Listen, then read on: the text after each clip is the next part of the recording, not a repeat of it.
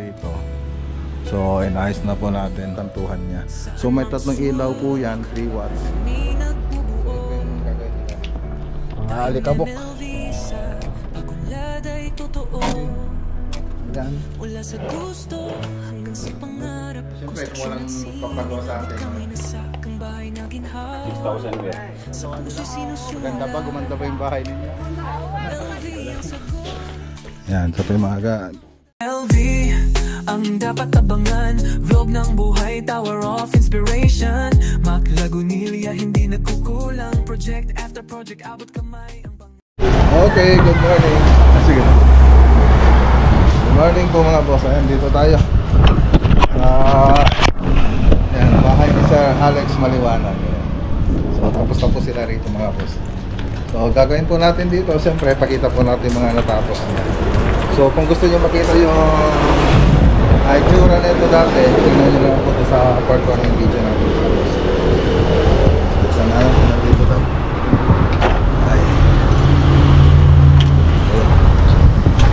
Papasok na tayo.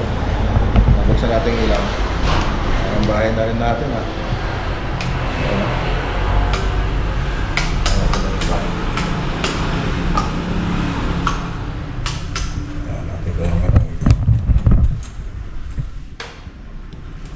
Okay.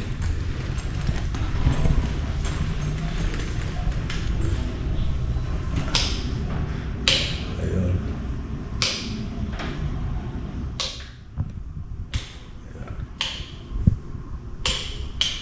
Ayun. Okay. So, dito naman tayo.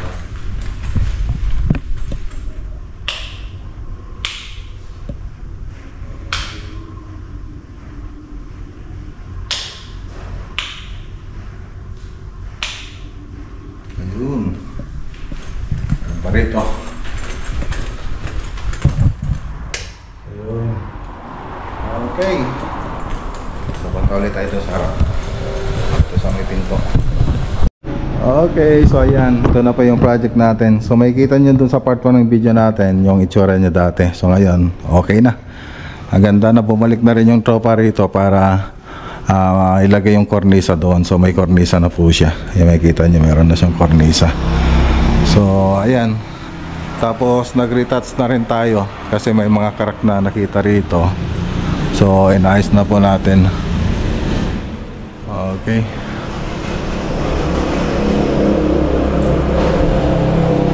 Okay na.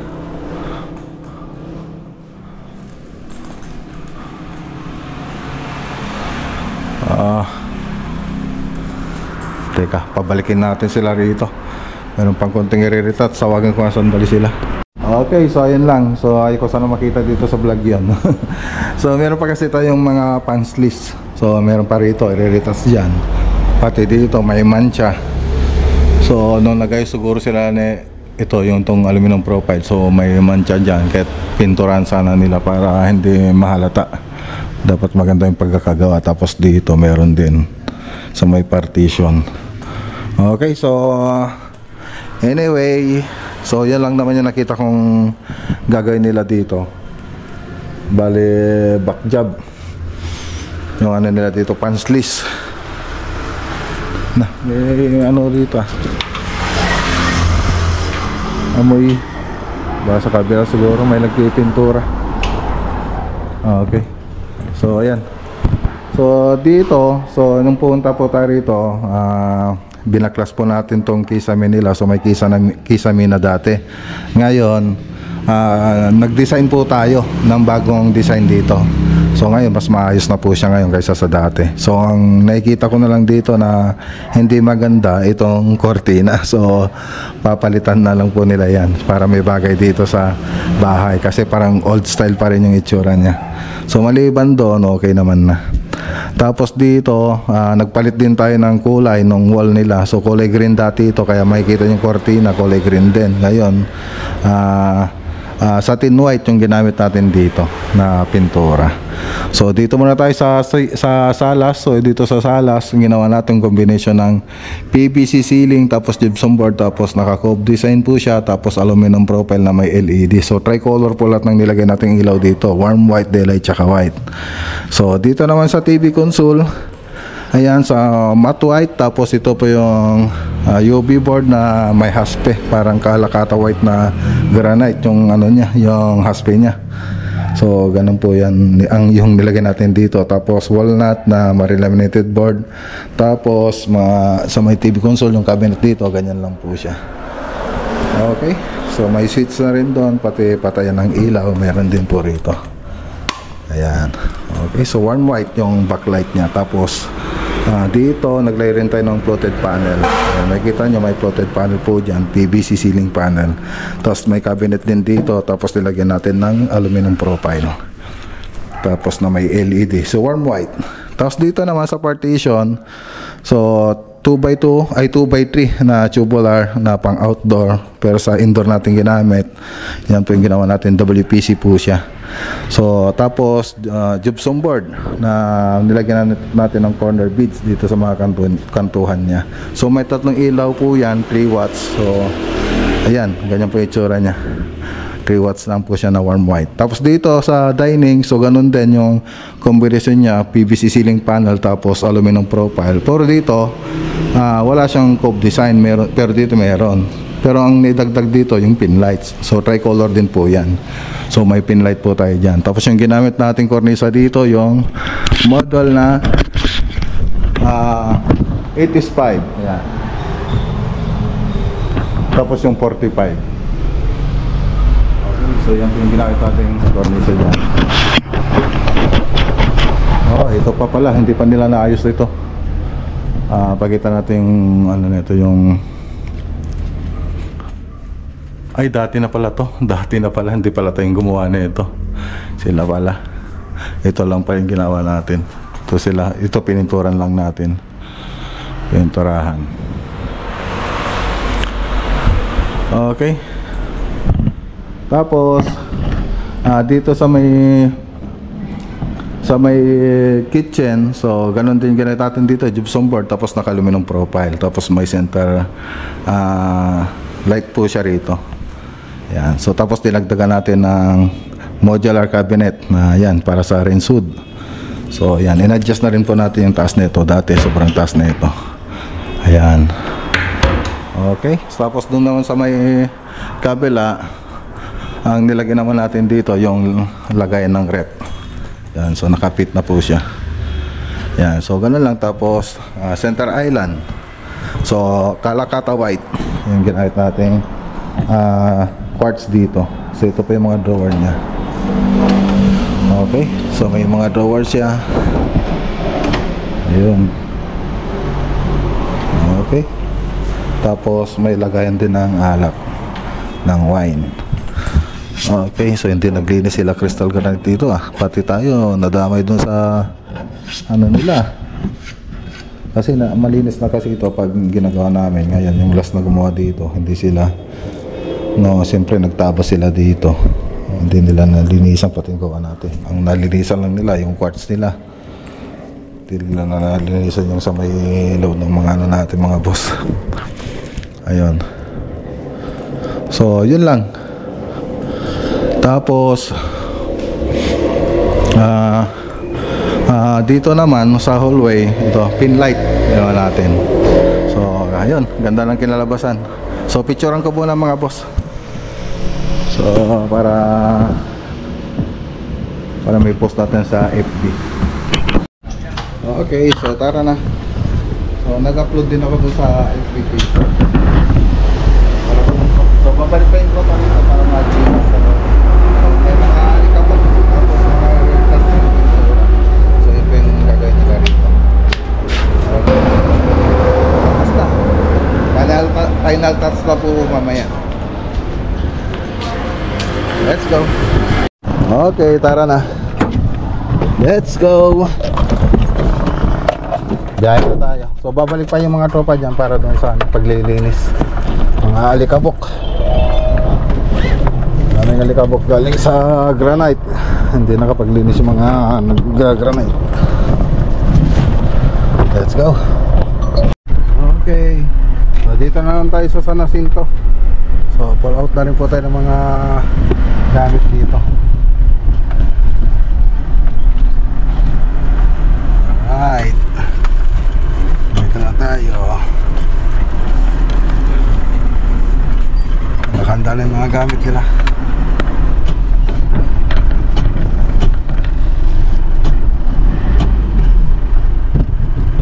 Okay.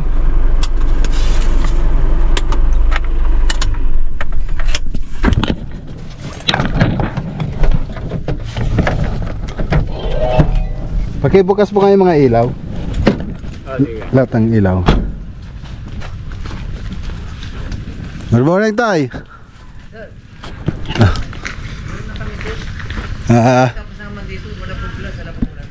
Okay.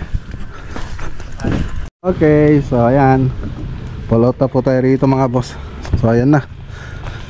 So nare-retouch na po natin lahat ng i-retouch dito. So sa mga nagtatanong ng kulay, Tulay white, white ng Davis, gray delight ng Davis, ay silk gray ng Davis, tapos gray delight ng Davis. So yan po yung mga kulay na ginamit natin dito sa labas. So libutin po natin.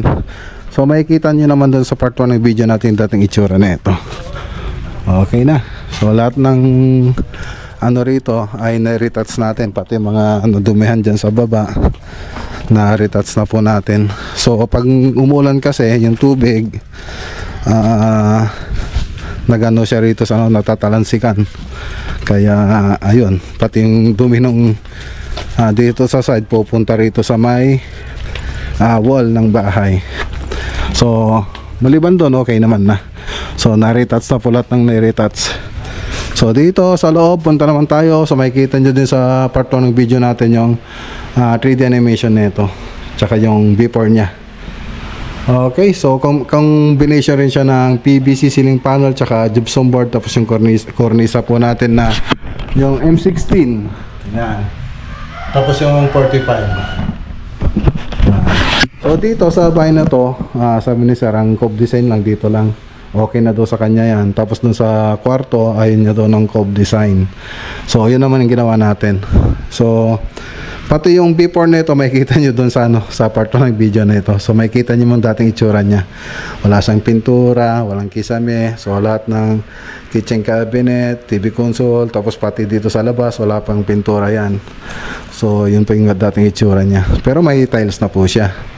So ngayon isa-isain po natin. So yun nga, combination po siya ng PVC ceiling, tapos panel, tapos gypsum board, tapos yung cornisa natin, tapos dito sa may TV console, so naglagay tayo ng floated panel na PVC, parang ganun dun sa ginawa natin dun sa kabila. So yung UV board ganun din. So matte white na marine laminated board, tapos walnut na marine laminated board. Tapos dito naman sa kitchen, yung ceiling dito ganun din. So gypsum board, tapos may aluminum profile din po siya, tapos mga cornisa. So ganun din yung mga materials na ginamit natin dito, yung marine laminated board na matte white, tapos yung walnut. Tapos dito gumamit tayo ng aluminum profile na pinto para dito sa may wine. So may wine na rin po siya, tapos may aluminum profile din po yun na may LED. Pati dito sa 2 kick natin, so ganun din. Tapos dito may mga ilaw din po siya dito sa baba ng aluminum profile. Yan. Ay, sa baba ng hanging cabinet. Pati dito. Yan. Okay na. Tapos mga detalye na ito. Ayan. Okay. So ganyan lang naman itsura nito. Yan. Tapos may pull out basket. Tapos dito ganun lang. Yan. So mabilisan lang mga boss. Tapos dito yung gas range, yung tangke ng gas range mga boss, tangke ng gasol. Yan. So ganito lang naman dito sa mga hanging cabinet. Tapos gumamit tayo ng handle dito, yung ito, wooden handle. Okay, so dito naglagay rin tayo ng display cabinet. So ayan, nakikita nyo dyan. So ganyan lang po siya. Yan, marami tayong pwedeng i-display dito. Tapos nakikita po siya, tapos meron rin siyang mga aluminum profile na may ilaw, may LED. Tapos ito, mabubuksan lang yan. So ganun din kung yung design dito, ganun din yung ginawa nating design dito mga boss. Tapos dito sa isang kwarto, ayan, so single drop lang po siya, tapos may aluminum profile siya. So ayun ni sir ng may cove design. Tapos isa pang ginawa natin dito, ito. Yan. So mga closet may mga laman na kasi mga boss. So ayoko nang buksan. Sige, buksan nga natin. Yan. Okay. Ganda. So ganun din yung ginamit nating materials dito, marine laminated board na matte white tsaka walnut. So meron dyan, meron din dito. Tapos punta naman tayo rito sa may kusina. So kusina, flat lang. Flat ceiling. So ganun lang kasimple. Tapos may kornisa, tapos may dalawang ilaw, tapos 4 na ilaw dito sa kabila. So yung kulay na ginamit natin dito sa may wall ay yung walnut na ito, walnut na kulay. Ay sorry mga boss. Satin white yung ginamit nating kulay dito. Yan, satin white ng Davis. Tapos dito sa kwarto, sa master bedroom, so ayan, laki ng closet ni sir, oh. So ang daming ding drawer, tapos may mga hangaran po yan. So magbukas lang tayo ng saan ba yung hangaran. Ito, ay kabila, ito yung hangaran, tapos yung drawer. So ito pa yung drawer natin, ayun, oh, smooth. Okay, so meron din tayong vanity. Yan, ayos. Tapos may mga ilaw yan, aluminum profile na ilaw. Yan. Tapos ganun din dito. Yan. So may seats din po siya. Tapos may TV console din dito mga boss. Okay. So ganun din yung mga combination. May UV board tapos floated panel. So yan lang yung mga detalye ng project na ginawa natin dito. So gawa naman ako ng video para sa FB. So kung gusto niyo makita mga picture nito, papakita ko na lang po doon sa FB po natin. Ayun mga boss, shoutout kay Sir Jeff Mejia. Siyempre maraming salamat sa kanya, tiwala po siya na tayong gumawa ng bahay nila, ng finishing ng bahay nila. Siyempre kung walang magpapagawa sa atin, magtitiwalang magpapagawa sa atin, so wala rin tayong ipapakita ng magandang project. Maraming salamat po sir. Tapos ko lang magpicture. So abangan niya sa reels natin. Ay, nagkatay si Kuya Joel ng pato. 6,000 kuya. 6,000? Oo. Ang pasok. 37. Pato mga boss. Okay, so ayan, naganda pala sila rito. Bago umuwi sila, nagkasayan po sila. Naganda po sila ng konting pagkain. Maraming salamat kila tatay. Siyempre, kailangan nanay. Tay, ano masasabi niyo dun sa sa gawa ng tropa? Wala masabi. Wala masabi. Sabi namin. Kasi nanay. Tay, ano masasabi niyo dun sa gawa ng tropa, nanay? Wala po, puro mababait din sila. Oh, okay ba yung gawa nila? Oo. Maganda ba? Gumanda ba yung bahay ninyo? Oo, kumanda. Ang daming nagsasabi, maganda eh. Yan, maraming salamat tayo. Wala. Sabi po nila eh. Yan, may tama na si Kuya Joel. Wala na siyang mali. Okay. Puro tama na. Sa Itogon po yung susunod na project natin. Ay, malayo. Sige na, maraming salamat ha. Okay, salamat din po. Pakisabi kay Sir Jeff pag tumawag. Tawag na lang yan. Sige na, maraming salamat po. Okay, so ayan, dito na tayo sa bahay. Magbaba tayo ng mga gamit. Pwede na po tayong punta ng Itogon pag dumating yung isang materialis natin. Ayan o. Okay. So, yun. Ano muna tayo? Mag-drawing para sa susunod na project.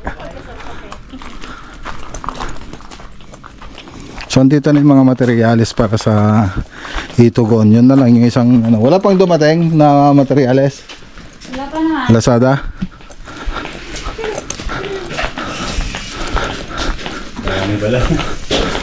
Yan, sa maaga dadalhin natin Yan, pati ito. WPC. Yan. PVC, ceiling panel, tsaka floated panel. Tapos ito pa yung mga ano. Para dito lahat ng gamit mo yun. Bukan yung ano. Okay. Yan, lagay nyo, yan yung ano, lagay nyo rito. Para dito lahat ng gamit mo. Okay. Okay, sa ngayon, yan lang muna yung ano, vlog for today natin. So, kita-kita po tayo sa next vlog. Magandang araw po sa inyo lahat at God bless.